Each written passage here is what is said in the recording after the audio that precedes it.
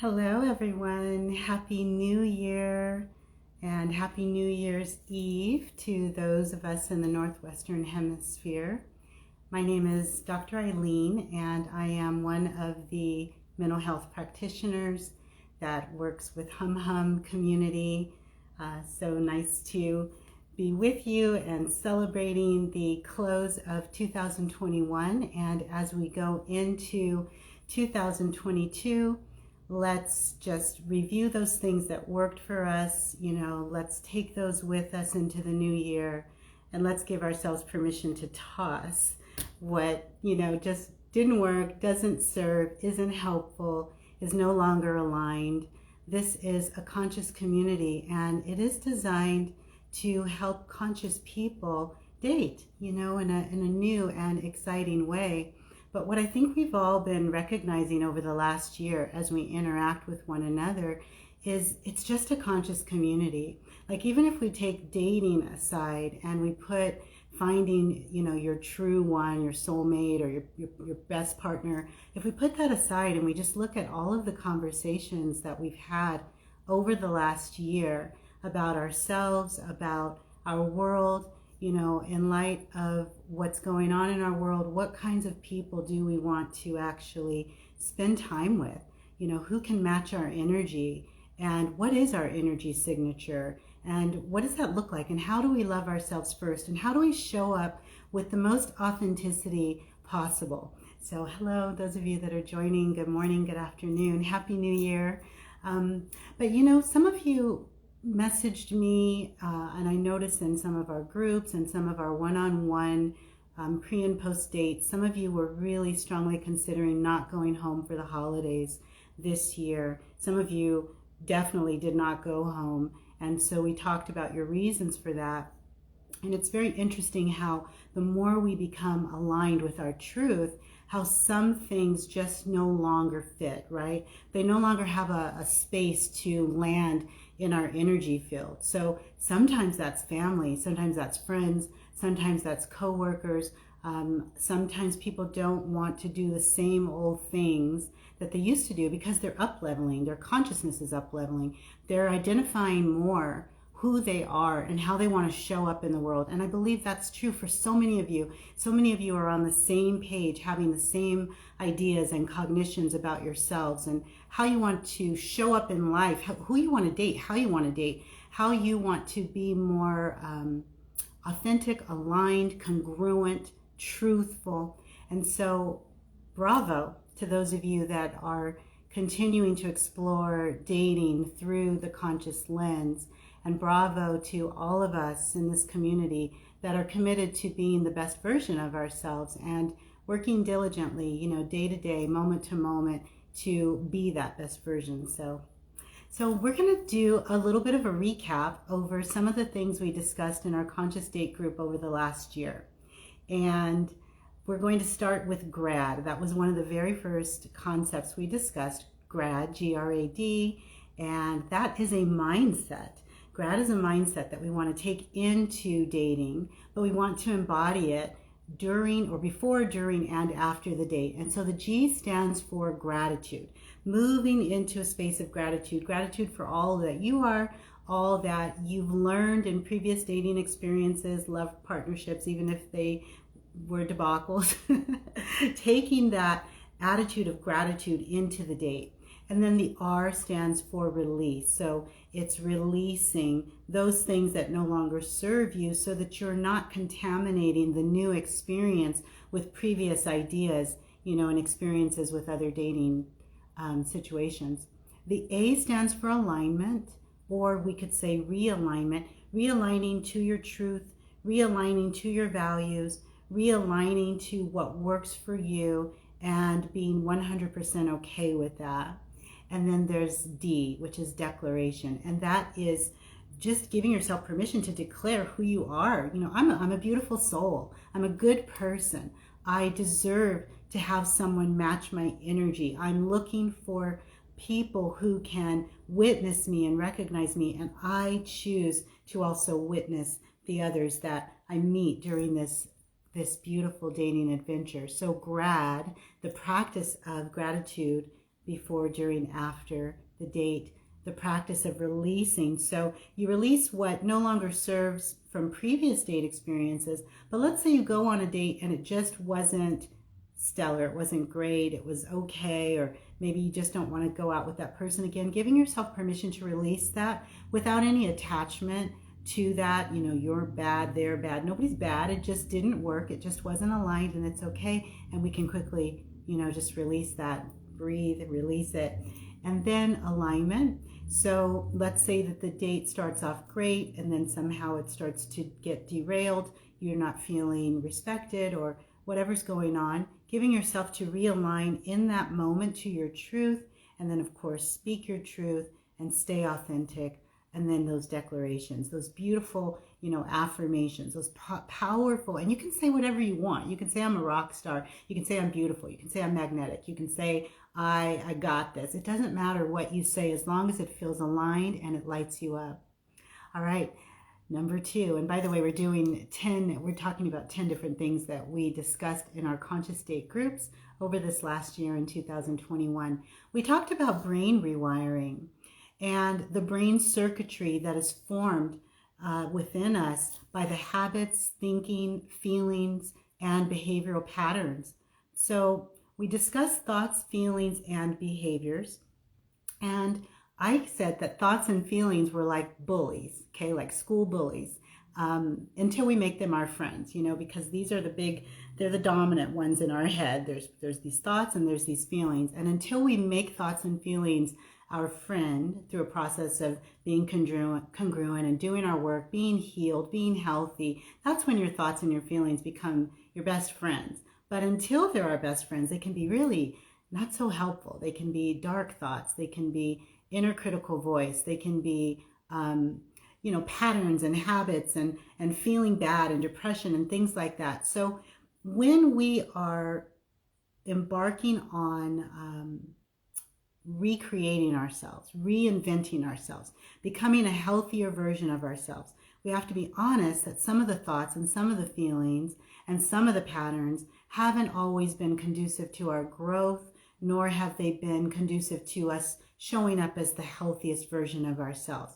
So recognizing that, we want to always align with whichever bully is the strongest. So if you think about being in school, or anytime, it could be work, anytime there's a bullying situation, the bully's never alone, right? The bully always needs fans. They always need cronies. They always need people. They can't just be a bully on their own. They need a group. And so whichever bully is the stronger. So for example, if your thoughts are the healthiest, then align with those healthy thoughts. If you happen to have feelings that are healthier than your thoughts, and this may sound kind of strange because they can be different. There can be polarity. You can wake up feeling physically great, but have some negative thoughts about yourself.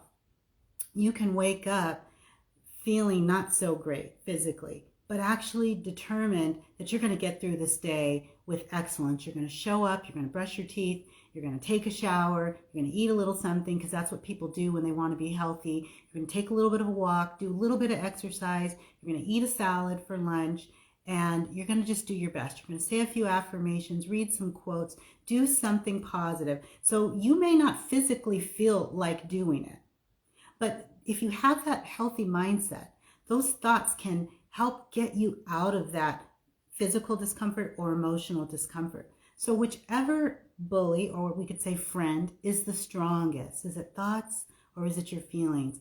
And the way we begin to rewire and repattern is to pay attention.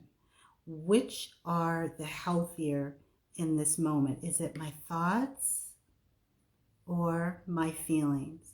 Behavior is always a follower, kind of like the bullies of the school. They need followers, right? Behavior follows whichever one is the strongest. So while you're in the process of healing yourself so that your thoughts and your feelings and your behaviors are always aligned, always authentic, always healthy choices, before we get there, pay attention to which one seems the healthiest in the moment. And so let's say both are just dark. You got dark thoughts, dark feelings, don't feel like getting up out of bed, F everybody, F the world, you're not in a good place. Then in that space, You want to give yourself permission to rewire. In that moment, you want to say something that can help you begin to activate new energy. So it can be very simple. Affirmations are extremely effective and powerful, but they don't work if you don't believe them. So we don't want to say lofty things that we don't really believe, because then subconsciously our brain will get mad at us and then we'll have cognitive dissonance. So you want to say something simple like, in this moment, I give myself permission to feel better. I'm willing to feel better. I'm open to new thoughts. I'm open to healthier thoughts. I'm open to thinking differently in this moment. So that's just a simple thing, and really quickly your brain will repattern to the new. Instead of fixating on the fact that you don't feel like getting out of bed and you're not feeling good about yourself and life sucks or whatever the negative was, now you've given your brain something else to chew on, and just like that, you're creating new neural paths. Okay? So if you're struggling at all with thoughts, with negative feelings, especially this time of year, end of the year, holiday season, family drama, whatever's going on, it's not uncommon to spiral down, and it's normal. I think it's human nature to reflect, right, on the past, but we don't want to get stuck in the past. We don't want to get stuck in any thoughts or feelings that don't serve us and that are not helpful. So give yourself permission to rewire in that moment, recognizing that your behavior is a follower. So whatever you allow yourself to be in any given moment, your behavior will match. So if you think the thought, I'm going to give myself permission to get out of bed, brush my teeth, take a shower, eat a little something, drink some water, do a little bit of exercise, then your behavior it's just going to match. It has to, because this is what you're choosing. Okay, so don't forget how powerful you are. Thoughts and feelings are extremely powerful. They tend to be bullies until we make them our friends. Our goal is to make our thoughts and feelings our friends, and to align our patterns and our habits, right, and our behaviors with those healthy thoughts and those healthy feelings. So give yourself permission to create new neural paths in the moment by saying, I'm open to, I'm willing to, and then insert what serves your highest good. We also talked about boundaries. That's number 3. We talked about boundaries being the physical, emotional, relational, social space and privacy of self and others. We discussed how important it is to have boundaries as conscious creators of our lives, learning and recognizing that we don't necessarily want to share every part of us. Not everybody's worthy of that. So we want to set some boundaries so that we can not scrutinize people, but honor ourselves. So we want to make sure that we're dating people and interacting with people, and it even can be at your job, right? We want to make sure we're interacting with people that can match our energy.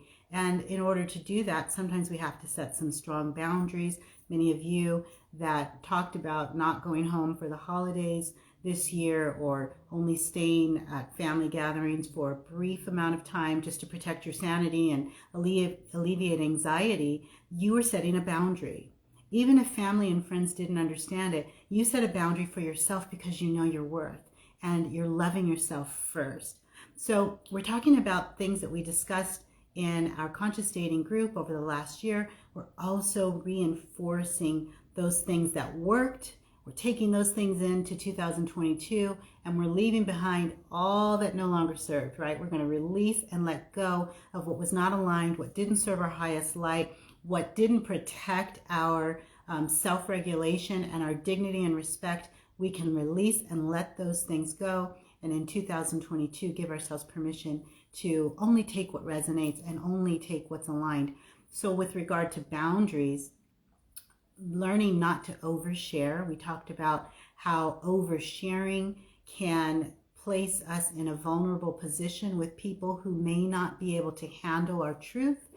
Oversharing can also create cognitive dissonance, because later in a new unit of time, we may realize, I wish I hadn't said that. Oh my gosh, why did I bring that up? So just really giving yourself permission during the dating adventure to have strong boundaries, not guardedness, boundaries where you realize not everybody can handle my truth. Do I even want to share my truth? Maybe this is for my therapist or my life coach or something to talk about with my friends and family. But does everybody need to know my story of woe and my story of pain? Am I truly still living in that old story? Or am I in a new space and time giving myself permission to be a better version of myself, a more evolved version of myself? Is that old story relevant to this dating experience now?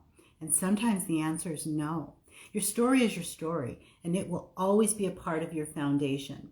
But in a new unit of time, giving ourselves permission to excel to that highest level, that highest aspect of who we are and what we have potential to be, sometimes the old stuff just isn't relevant to take on or into our dates.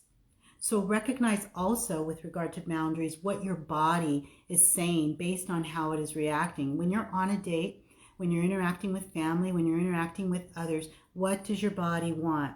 We talked a little bit about that. We got more into that as we talked about communication, which I'll address in a moment. But really paying attention to what your body wants. When you're in close proximity to someone, do you notice that your heart is beating really fast? Is that a positive heartbeat, butterflies in the stomach, or are you feeling really nervous, and are you feeling scared? Are you feeling fear? Are you sweating? What's going on with you? Pay attention to the physical body, pay attention to the nervous system, and maybe you need a little bit more space from that person. It doesn't mean that they're a bad person, but there's something in your experience, there's something in your pheromones, something in their pheromones. They're interacting in a way that is not feeling safe. And so honor that and respect that.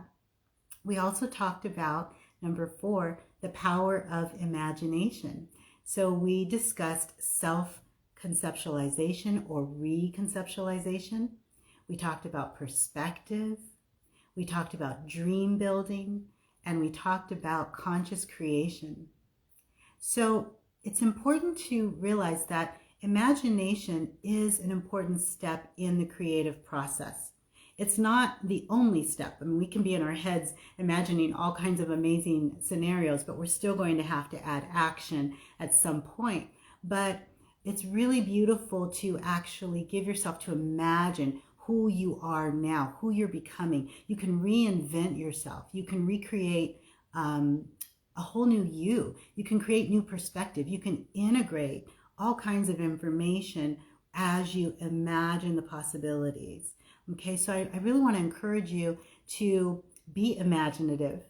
Imagine being more you. You don't have to imagine being something different, something other, just more you, more authentic, more aligned, just the best version of you. Imagine becoming that. And again, you begin to create those neuropaths that support you building and creating a life that maybe looks very different. Maybe 2022 will look radically different than 2021, whether we're dating or not.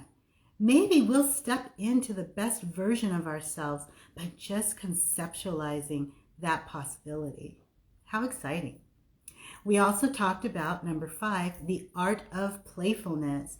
We discussed why is playfulness so attractive, and I cited some different studies about play and how it seems to attract potential mates, and it actually creates youthfulness, and it changes the skin complexion. It makes us more glowy, and it sends signals to others, whether they're potential romantic partners or friends or colleagues or whoever, that we are approachable, that we are attractive, that we are interesting, that we're easy to talk to. So play. Whether that's chess or, badminton, and you can play by yourself, right? You can do hopscotch, you can jump rope. I roller skate. It's so fun. So be playful. Allow yourself to tap into that inner child. We all have it. We all have an inner child, right? And so many times our inner child surfaces with the pain and the trauma and the old stories. Well, let's let our inner child just play. Does it always have to be trauma and drama? No. Let your inner child come out and play. During the date, if that partner is interested in playing, I encourage you all to play. Keep it light. Enjoy yourselves. But even before your date and after your date, be in a playfulness. I'm not talking about be immature. Don't crack jokes that are inappropriate. Don't turn anybody off. but be playful, be light, allow yourself to play and dance within so that you bring that lightness into your dating experience. And let's say that you go into the date with a playful attitude, but it's not the greatest date. It's okay, but not necessarily what you're looking for. You may not want to go out with that person again. But if you went into it playfully and you maintain that light, playful attitude, and then after the date, you emerge playful, that is going to just continue to support those beautiful neuropaths that you are creating as you're reimagining yourself, as you're recreating your life. The unlimited possibilities continue to unfold because of your playfulness, instead of holding on so rigid and that was so terrible and I'm not going to go out again, I'm never going to date, why do I do this, if there's no point, right? We don't want to go into dating or any experience with that attitude. We want to be playful, we want to be imaginative, we want to be light, we want to be open to the unlimited possibilities that are unfolding for us. Okay, we also talked about communication styles. And for communication, we did a part 1 and a part 2. In part 1, we talked about the various love languages and recognizing that oftentimes the love language that is ours is not necessarily our partner's. And many times we go into relationships expecting them to honor us the way we honor them, but maybe we are not understanding their love language. Maybe they're not understanding ours. So it's a great topic for discussion. You can read the book together. You can watch the video. I think there's a video on YouTube with just the audio of Gary Chapman just reciting his book, The 5 Love Languages.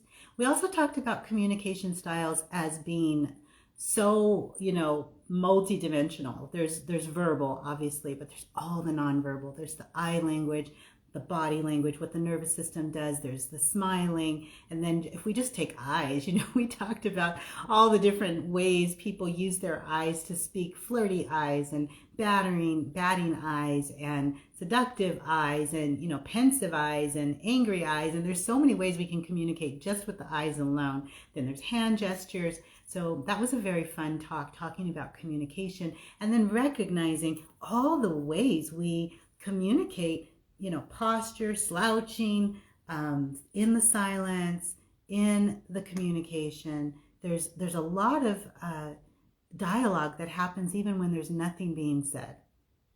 Isn't that interesting? So paying attention to that. And most importantly, noticing the inward self-talk. What's the communication between you and yourself? Are you connected to your nervous system? Are you paying attention to what your body's doing? The somatic symptoms, right? The physiological reactions or responses that you're having to being on a date or being with groups of people. Are you listening? Are you developing that inward communication, that inward self-talk where you know that you know that you know what your values are, what's important to you, what matters to you, how you want to show up, what's okay, what's not okay. And then in part 2, so this would be number 7, we talked about communication, about foreplay and sexual intimacy. We also discussed discernment. We talked about exploring when to have the conversation, exploring what's comfortable for you with regard to foreplay and intimacy. What's comfortable, what's not comfortable. We discussed all the different ways that foreplay can be exciting and very sensual and non-physical, but still very arousing. We talked about smells, aromas. We talked about foods. We talked about pudding and picnics and, at the park. And we talked about, making things with our hands together, all as part of the foreplay experience before even engaging in physical intimacy with that other. All the different ways, feeding each other strawberries and reading poetry and love sonnets and playing music and dancing together, taking a dance class together or going on a hike or yoga and all these beautiful things. So recognizing that sexual intimacy can't happen without communication, right? We have to talk about it at some point. How you talk about it is everything. Obviously it can make or break the experience for you. How you discuss and approach foreplay, how you discuss what you're comfortable with, how you discuss your limits, your boundaries, your interests, what's erotic, it's okay. It's so okay to have these conversations as long as you feel safe, the partner feels safe, and we're being authentic and we're aligned to our authentic truth. We can really talk about anything and everything, and we can set boundaries as necessary. We don't have to take guardedness into it. We don't have to be afraid to approach these things. I mean, sex is part of being human, and it's okay to have these conversations. And when you're a conscious creator of your own life and you're imagining all the beautiful possibilities that are unfolding for you, and you meet someone who's also doing that, woo, those conversations are probably magical. So recognizing how fun foreplay can be at various comfort levels, so you have to talk about that, and various appetites, and then also honest expression of feelings while honoring the other's truth. We always want to hold that in the highest light, right? We also talked about clarity in communication, and recognizing what is our truth and how to even be clear, especially if someone's giving you mixed signals, or you're really liking somebody, you want to go out, but they seem to be a bit standoffish.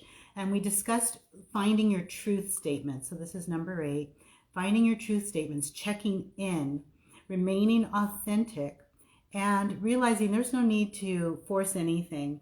I do my best. I like this person. I let them know. I attempt to schedule a date with them. But if they ghost me, or they ignore me, or they seem, disinterested, or whatever, ambivalent, whatever's going on, I don't have to take that personally. I can be proud of myself for showing up and being authentic, and recognize that we're not aligned. They're not able to match my energy, at least right now. It's totally okay. Nothing's wrong with them. They are who they are. Maybe they got more work to do. I'm who I am, and I'm going to keep my head in the game. I'm going to stay excited about this dating adventure, knowing that I show up. I show up. I've done the work, and I'm showing up, and I'm doing my best, and I trust that at some point someone's going to, match my energy, and stay excited about that.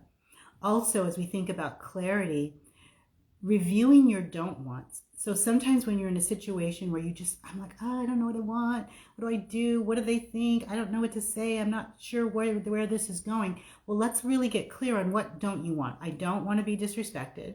I don't want to feel devalued. I don't want to feel confused. I don't want to be fearful or afraid. I don't want the situation to be so complicated. I really, by recognizing what I don't want, I'm really realizing what I do want. I want to feel valued. I want to feel witnessed. I want to be respected. I want a dating experience that's actually easy, that actually flows, that feels good, where I feel like there's a mutual exchange of energy. The law of reciprocity is in full effect. It's equal. I'm not working harder than they are. It's an even exchange. They seem to be just as interested in me as I am. It's friendly, it's fun, it's light. We're both playful, we're both imaginative, we're both doing the work.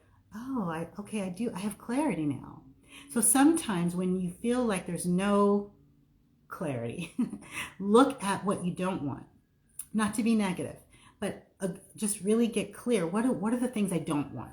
And when you recognize what you don't want and you're honoring your truth statements, a lot of the time things become super clear. Like, I don't want all of these 5 things, and I'm feeling all of these 5 things. Light bulb goes off. This isn't for me. Or at least right now, this isn't for me. And it's okay. Instead of wondering and trying to push a square peg in a round hole and force, and I'm always calling and I'm texting and they're not responding, instead of forcing it, I don't want this. I don't want this. Clarity.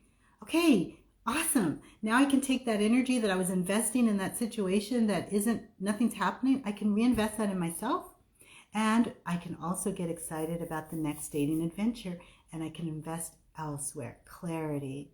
So also, again, listening to body language. We keep talking about paying attention to the nervous system, noticing what your body is telling you, because a lot of the time the somatic symptoms that you're experiencing are telling you all that you need to know. So as you're listening, paying attention to what your own physical body is telling you, If you're feeling sad, if you're feeling low, if you're feeling like your heart just sunk into your stomach and it's not exciting you, then that is your body letting you know, red flag, hold up, set a boundary, stop, step back, take it all in, integrate. Is this what we really want? And the body's sometimes like, no, we don't want this.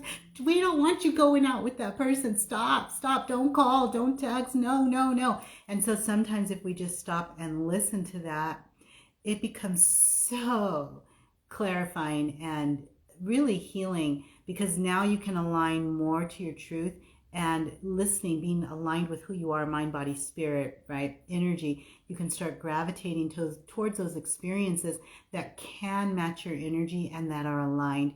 Remember, this whole experience interacting with others, it's verbal, it's nonverbal, it's the communication, it's body language, it's the pheromones, it's the previous experiences, it's the neural paths. It's such a multi-dynamic experience. There's so many factors and so many variables contributing to the interactions that we have with people. A lot of the time we take things personally that have absolutely nothing to do with us. It has to do with that other person's previous experience, their family upbringing, work that they still need to do on themselves. All we have is our integrity. All we have is our authenticity. All we can do is show up as the best version of ourselves, and as conscious creators in a conscious community. We're doing our best. Many of us, most of us are doing our best, and that is enough. That's high value. You're a high value human, and you will find somebody or groups or whatever it is you're interested in that can match your energy. So stay the course, stay focused, stay excited, which moves me into number 9, passion. Yes, bring passion. Bring passion into all your experiences. Bring passion into your dates. Bring passion into your life. Do what lights you up. Discover what you love and bring that energy into your date. Launch from passion as often as possible. Get excited. So the things that you love, whatever they are, and that's going to be different for everybody. It could be, you love bike riding, you love hiking, you love writing, you love reading poems, you love art museums, you love baking. Whatever your thing is, you love science, okay, whatever does it for you. Fast cars, hot people, whatever, I don't know. You love beaches, whatever lights your world up and creates a sense of passion. You know what I'm talking about, right? I'm not talking about sex, not yet. I'm talking about that inner passion, that joie de vivre, that I am connected, I am aligned, I am invigorated, I am refreshed. Do those things. Find your passions. Sprinkle those in your life on a regular basis. Learn to bring passion into your life moment by moment and breath by breath, and take that passionate energy into your dating experiences. Whether you're dating or not, whether you're single, partnered, whatever you're doing, not doing, bring passion into your life. It is going to electrify your life. You will become more magnetic. Bringing passion into your life, doing what lights you up, you will come across as more self-assured, beautiful, magnetic, attractive, electric, charismatic. Even you introverts. Even you introverts that want to hide and you don't want attention all on you. Do something passionate and watch how electric and magnetic you become. So bring passion in, launch from passion as often as possible, before the date, during the date, after the date, and of course be your authentic self. So number 10, which is today's talk, and by the way, we're not meeting tomorrow for a conscious date group in observation of the New Year holiday. We will resume on next Saturday, which will be January the 8th, 2022. So if you are interested in joining us for the Conscious Date group, feel free to visit the Hum Hum website and please join us. We'd love to have you there. So number 10, review, personal review, reevaluation. So as we reflect on this last year and our emotional state and our mindset over the last year, not just in dating, but in every area, with the global situation, with our families, with our jobs, every situation. as we review our emotional state, our mental constructs, the way we handled those things, let us really own what worked, okay? And may we exercise radical, profound courage to let go of all that no longer serves our best interests. Okay, this is so important as we launch into 2022. So may this time today, New Year's Eve, for those of us that are still we're not in 2022 just yet, may this be a time of reflection and introspection that helps us anchor and ground ourselves into only those mechanisms, only those thought processes, only those coping skills that really, really, really, really work for you. Toss everything else out if you can. Release it. Let it go. In fact, let's just take a collective breath. Let's inhale. And exhale. Release the BS. Inhale. And release what no longer serves. Let's let go of what we don't need to take. Let's let go of the unnecessary. Let's release what we don't need to take with us. Anything that wasn't helpful, breathe it out, blow it out, let it go, and let's align with what works. So whatever made you feel emotionally safe, grounded, protected, loved, nurtured, seen, whatever made you feel heard, whatever made you feel comforted, honored, valued, whatever made you feel peaceful, whatever helped you feel self-regulated. Take those things with you into 2022. And if there are thought patterns and cycles of behavior, chaos, drama, dysregulating people, it could be dysregulating places, things, whatever, situations, whatever didn't work, whatever didn't help, whatever's not required, whatever's not necessary, give yourself permission, if you can, to alleviate those things from your experience in 2022.